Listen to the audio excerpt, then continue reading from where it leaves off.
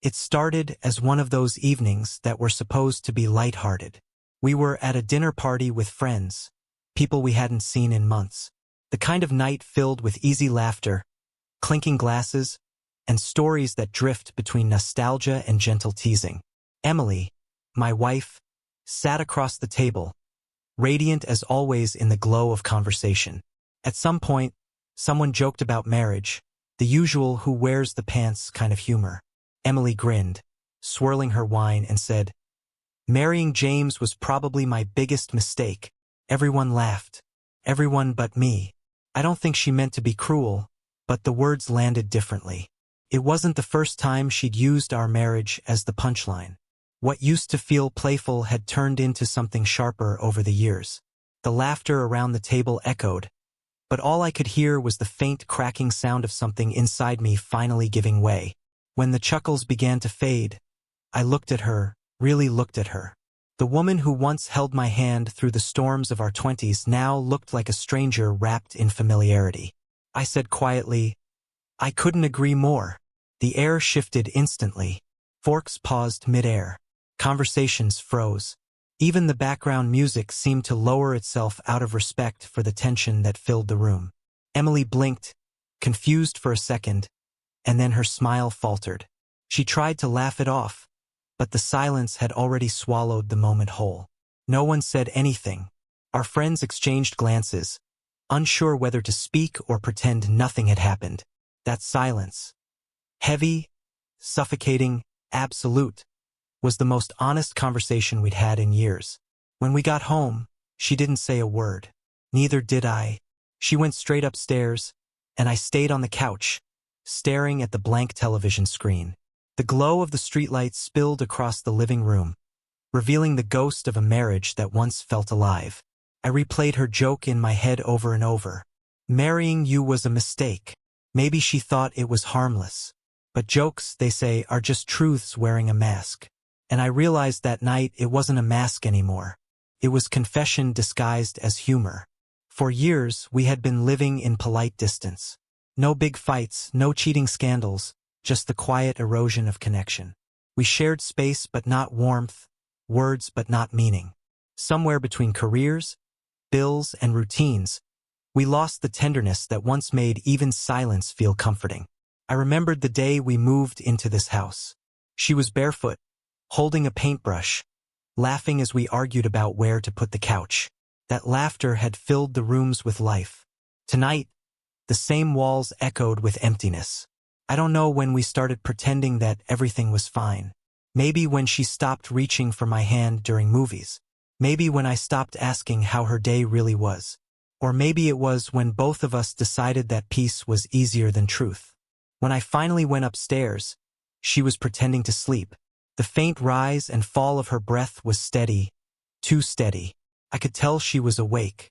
I stood there for a long moment wanting to say something, anything, but all the words felt useless. Instead, I whispered, "You were right." Her eyes opened, but she didn't turn toward me. I continued softly, "Marrying me was a mistake, for both of us." She flinched slightly, as if the truth had grazed her skin. For the first time in years, I didn't feel angry, just free. That night, I didn't sleep beside her. I went back downstairs, made a cup of coffee, and watched the clock tick past midnight. It struck me then how strange it is that something can end without noise. No shouting, no slamming doors, just quiet acceptance. Because sometimes, love doesn't die in arguments. It dies in the laughter that cuts too deep. Morning came wrapped in an uncomfortable calm. The house smelled of coffee and silence. I heard her footsteps upstairs, soft, hesitant, as if she was trying not to disturb what was already broken. When she finally came down, she looked like she hadn't slept either. Her makeup was gone, her eyes red around the edges. She poured herself a cup of coffee without looking at me.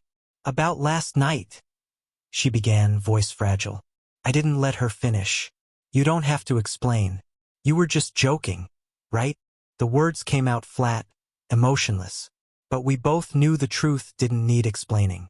She set her cup down, and for the first time in a long time, she really looked at me. "You didn't used to be like this." she said softly. You were kind, patient. I almost smiled. And you didn't used to treat my love like a chore. The silence that followed wasn't sharp this time, it was exhausted. We'd run out of words that could fix anything.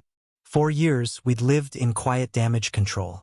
Birthdays forgotten, anniversaries reduced to dinner reservations, apologies replaced by distractions. She once told me I made her feel safe. Lately, she looked safer everywhere else but home. I left for work early that day, but instead of driving to the office, I parked by the lake. The one where we used to sit in our early days, sharing cheap takeout and big dreams. The water was still the same as it had been 10 years ago. The only thing that changed was us. I sat there for hours, thinking about the version of myself I'd lost trying to keep us together. Somewhere between forgiving too much and speaking too little, I had become a shadow of who I was. When I got home that evening, she was sitting at the dining table, a small suitcase by her side. Her voice trembled. I think we both need space. I nodded. There was no fight left in either of us. I know. She blinked in surprise, as if she'd expected resistance. But I wasn't resisting anymore, I was releasing. I didn't mean what I said, she whispered, about marrying you being a mistake. I looked at her then, really looked. Yes, you did. You just didn't mean to say it out loud. Tears welled up in her eyes, but she didn't deny it. Because deep down, we both knew we'd been pretending for too long. Pretending that comfort was the same as happiness. Pretending that staying together was the same as love. She stood there for a moment, unsure if she should hug me, apologize, or walk away. I didn't make the choice easier for her. Sometimes, the kindest thing you can do for someone is stop giving them reasons to stay. When the door finally closed behind her, the quiet felt different. Not empty, peaceful. Like the end of a storm. Over the next few days, friends reached out. Some had been at that dinner party. Most wanted to know what happened after that line. The line that turned laughter into silence. I just told them the truth. Nothing happened. It had already been happening for years. People always expect an ending with drama. Shouting, broken plates, or confessions. But real endings are quieter. They come when you finally stop trying to convince yourself that things will go back to the way they were. A week later, she came back to collect the rest of her things. She looked around the house one last time, running her fingers along the wall as if touching old memories. At the door, she paused. I did love you, she said. I nodded. And I loved you too. We just stopped showing it at the same time. She gave me a small, broken smile. Take care of yourself, James. I already started, I replied. And that was it. No dramatic goodbye. No tears on the doorstep. Just two people finally admitting that sometimes love isn't enough to keep you kind. That night, I sat alone in the same chair where I'd heard her joke a week earlier. I thought about how easily humor had become our defense, how laughter had covered up loneliness until there was nothing left to hide behind. I realized something then. Love doesn't always end with betrayal or anger. Sometimes it ends with a joke no one finds funny anymore. I took a deep breath, opened the window, and let the cool air in. The house didn't feel haunted by her absence. Felt lighter, honest. For the first time in years, I didn't feel the need to fix anything. Because sometimes agreeing that it was a mistake isn't bitterness, it's clarity. And that clarity, though quiet, was the kindest truth we ever shared.